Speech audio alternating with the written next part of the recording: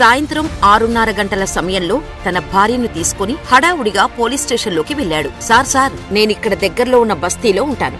ఈ రోజు పొద్దున మా పొరుగింటి వారికి అస్వస్థతగా ఉంది అంటే అంబులెన్స్ కు ఫోన్ చేశాను. దానికి వాళ్ళు డబ్బులు చెల్లించాల్సి ఉంటుందని చెప్పారు. గవర్నమెంట్ అందించే అత్యవసర అంబులెన్స్ సేవ ఉచితమే కదా, కానీ వాళ్ళు మా దగ్గర ఉచిత సేవకు కూడా డబ్బులు తీసుకున్నారు. నెల జీతాలు తీసుకుంటూనే మళ్లీ మా పేదవాళ్ల ప్రాణాలతో ఆడుకుంటున్నారు. వాళ్లపై తొందరగా యాక్షన్ తీసుకోండి అంటూ చేతులు జోడించి వేడుకున్నారు. ఆ పోలీసులు మాత్రం మీ బస్తీ మా స్టేషన్ అండర్లో లేదు, కాబట్టి మీరు ఇక్కడి నుండి 3 కిలోమీటర్లలో ఉన్న మరో స్టేషన్ కు వెళ్లి ఈ కంప్లైంట్ అక్కడివ్వండి, వాళ్ళు ఎఫ్ఐఆర్ ఫైల్ చేస్తారు అని చెప్పారు. వాళ్ళ ప్రవర్తన చూసిన ఆ భార్యాభర్తలు తామెవరో చెప్పగానే ఆ స్టేషన్ అధికారులు గుండెలు పగిలిపోయాయి. భయంతో ఒళ్లంతా చెమటలు పట్టి సెల్యూట్ చేసిన పోలీసుల కాళ్లు చేతులు వణకడం మొదలైంది. ఆ ఇద్దరు భార్యాభర్తలు IPS Krishna Prakash, assistant police commissioner ప్రేరణ్ ఆయనకు భార్యగా నటించారు.